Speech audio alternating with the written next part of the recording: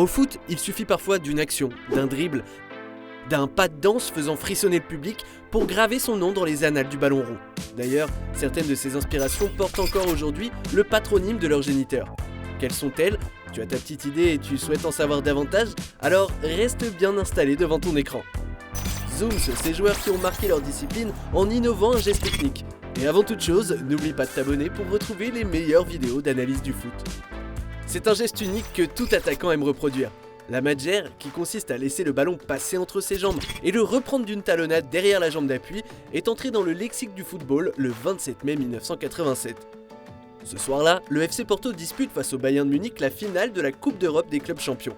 Menés au score, les Portugais égaliseront suite à cette invention aussi soudaine que sublime de son joueur algérien Rabat Madjer.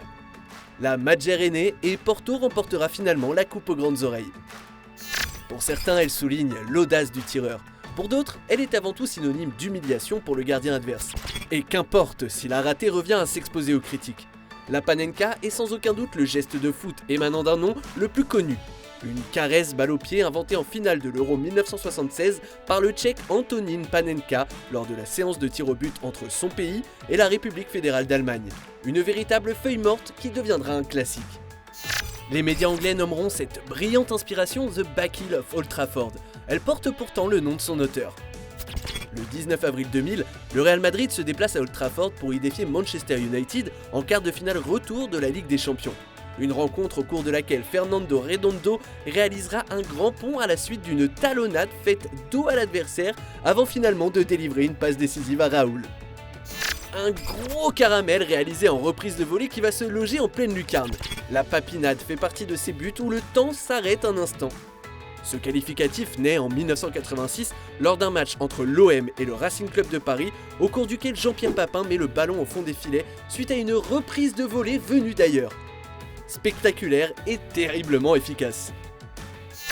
Johan Cruyff restera à jamais comme l'un des plus grands joueurs de foot de l'histoire. Le Hollandais volant a également laissé avec lui dans la postérité un coup de malice de génie, le dénommé Cruyff Turn. Désormais utilisé à toutes les sauces, que ce soit chez les professionnels ou les joueurs du dimanche, cette prouesse technique fut réalisée pour la première fois un soir de Coupe du Monde 1974 lors d'un match entre les Pays-Bas et la Suède. C'est un dérivé du Cruyff Turn qui doit son nom à Cristiano Ronaldo. Durant sa carrière, la superstar portugaise a développé plusieurs dribbles qui lui sont devenus propres, dont ce fameux Ronaldo Chop. Il s'agit d'un crochet réalisé en pleine course avec l'intérieur du pied pour faire passer le ballon derrière la jambe d'appui. Un changement de direction brusque qui peut casser les reins de nombreux défenseurs. Sur le rectangle vert, la créativité permet souvent de sortir de situations compliquées. Le Mexicain Cuauhtémoc Blanco en fut un parfait exemple. Lorsqu'il se retrouvait coincé, le goléador n'hésitait pas bien longtemps avant de dégainer son fameux coup du crapaud. Plutôt que de s'aventurer dans une série de dribbles, ce dernier préférait bloquer la balle entre ses chevilles et sauter pieds joints entre ses deux adversaires. Son geste fou, mais également sa coupe de cheveux, ont fait sa légende. Le 6 septembre 1985, le portier colombien René Higuita réalise lors d'un match amical entre son pays et l'Angleterre un improbable dégagement des talons après un plongeon en avant devant sa ligne de but. Aujourd'hui appelé coup du scorpion, ce mouvement de corps se veut plus fantasque qu'efficace. Quoique, t'en penses quoi toi Olivier ? Ronaldinho, c'était un magicien balle au pied, un véritable esthète qui fait de lui l'un des plus grands dribbleurs de l'histoire et à qui l'on doit plusieurs sucreries. Tout d'abord, l'Espaldinha, ce contrôle du dos réalisé pour la première fois à l'occasion d'un derby catalan face à l'Espagnol Barcelone. Un geste que Ronny répétera à plusieurs reprises tout au long de sa carrière, tout comme ses deux coups de pinceau appelés Hocus Pocus, capables de déboussoler n'importe quel défenseur. Le flip-flap, la virgule ou tout simplement l'élastico pour les puristes était également l'une des spécialités de Ronny. Mais si ce dernier l'a démocratisé aux yeux du grand public et est probablement le dernier maître, il n'en est pas l'inventeur. L'origine de cette virgule remonte aux années 60-70 et du génie brésilien de l'époque, le moustachu Roberto Rivellino. JJ Okocha, adroit avec ses pieds, son sens du dribble lui vaut un geste qui porte son nom, le JJ. Un dribble furtif qui consiste à faire rouler la balle à l'aide de son pied fort entre ses jambes, puis d'enchaîner avec une feinte de corps pour surprendre son adversaire. Le Danois Søren Kolding lors de la Coupe du Monde 98 s'en rappelle encore. Michael Laudrup respirait le football. Classe et élégant sur le pré, le Danois a popularisé ce double contact que l'on surnomme la croqueta. Sa marque de fabrique a été introduite dans l'ère moderne par un autre prodige du ballon rond, un certain Andrés Iniesta.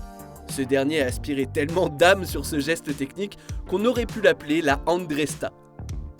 Enfin, on aurait également pu mentionner le Bolassi Flick ou le McGiddy Spin, rares gestes techniques à être inventés ces dernières années si l'on accepte ceux de deux extraterrestres que sont Ronaldinho et Cristiano Ronaldo.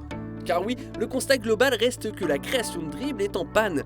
Les joueurs se sont épurés et le jeu a pris le dessus sur les caprices de certains artistes, évitant ainsi le déchet technique et la prise de risque inutile. Apercevoir un passement de jambes dans un match, c'est devenu un luxe. Et surtout, pourquoi faire compliqué lorsqu'on peut faire simple et déposer son adversaire direct sur un simple crochet, une feinte de corps ou par sa pointe de vitesse? Qu'importe, aujourd'hui les derniers samouraïs s'appellent Neymar ou encore Roberto Firmino, et nous les remercions pour ça de nous faire encore lever devant notre télé. Et toi, quel est ton geste technique préféré? Tu es plutôt petit pont ou sombrero? Dis-nous tout en commentaire, et si tu as kiffé, n'hésite pas à parler de notre chaîne autour de toi, d'aimer, de partager. A très vite, ciao!